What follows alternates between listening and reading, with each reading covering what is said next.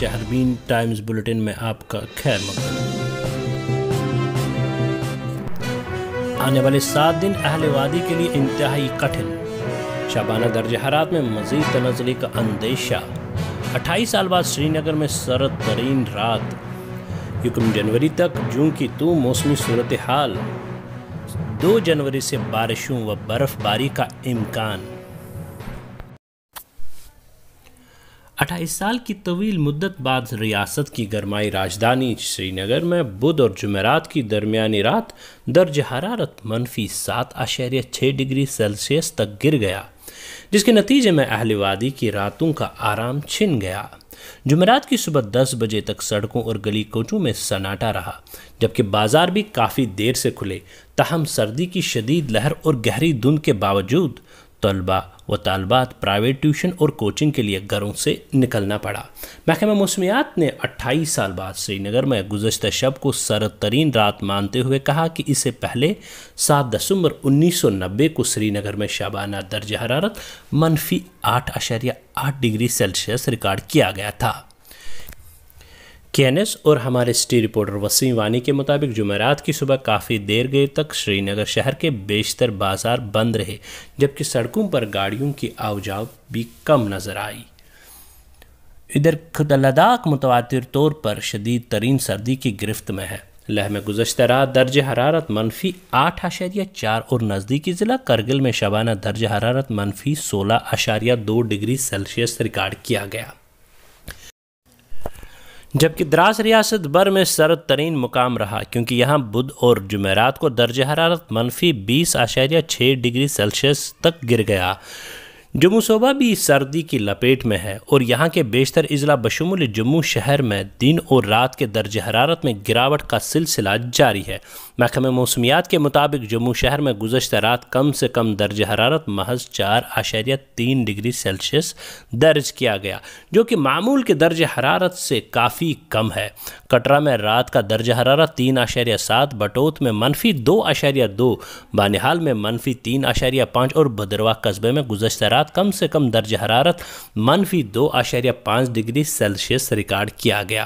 ادھر سری نگر اور وادی میں شمول و جنوب 40 روزہ چلے کلان نے سردی کا قہر پیدا کر دیا ہے۔ گزشتہ کئی راتوں سے جاری سخت ترین سردی اور ٹھنڈی ہوائیں چلنے کے نتیجے میں جھیل ڈل، جھیل والر، آنچار جھیل، مانسبہ، آبگاہ ہوکسر اور دیگر کئی قدرتی جھیلوں اور آبگاہوں کے حصے منجمد ہوئے ہیں، جس کے نتیجے میں نزدیکی علاقوں میں سخت یک کی صورتحال پائی جاتی ہے۔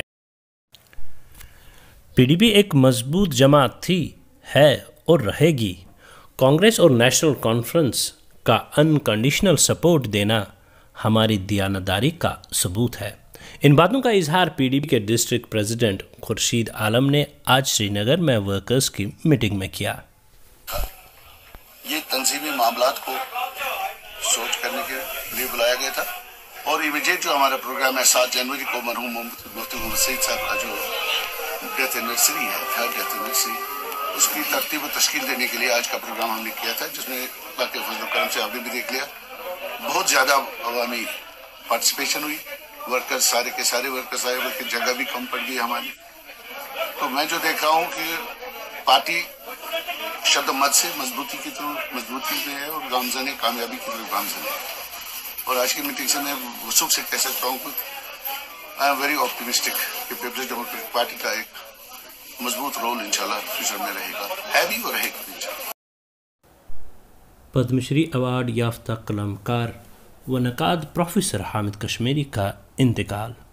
مختلف حلقوں کا کشمیر یونیورسٹی کے سابق وائس چانسلر کو شاندار خراج۔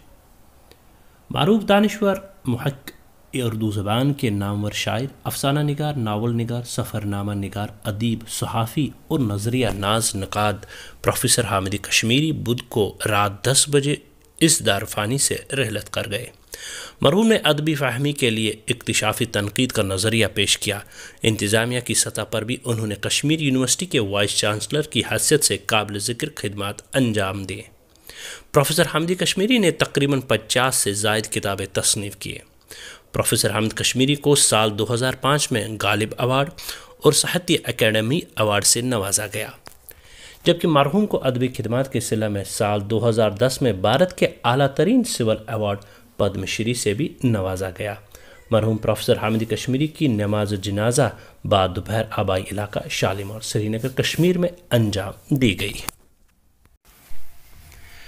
سیاسی قیدیوں کو جیلوں میں سخت ذہنی اور جسمانی عذاب کا سامنا، مشتاق الاسلام چھوٹی سیل میں قید، ملاقات پر پابندی، محمد اشرف صحرائی۔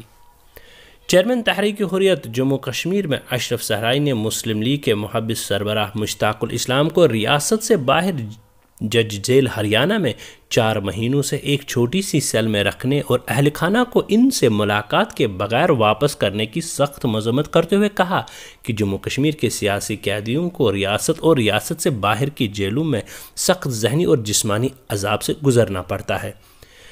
بیان میں محمد اشرف صحرائی نے کہا کہ اسی طرح 80 سالہ بزرگ اور علیل حریت رہنما غلام احمد خان سوپوری، عمر عادل ڈار، بشیر احمد قریشی کی صحت بھی ان جیلوں میں بری طرح متاثر ہے۔ نیشنل کانفرنس کے سینئر لیڈر سابق اسمبلی ممبر عیدگاہ مبارک گل نے آج حلقہ انتخاب عیدگاہ کے کئی علاقہ جات کا تفصیلی دورہ کیا۔ دورے کے دوران مبارک گل کو عوام نے اپنے مسائلوں سے پوری طرح باخبر کیا۔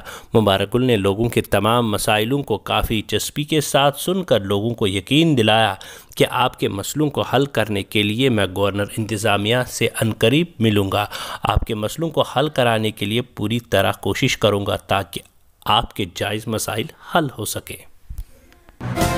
دیجیے اجازت، اپنا خیال رکھیں۔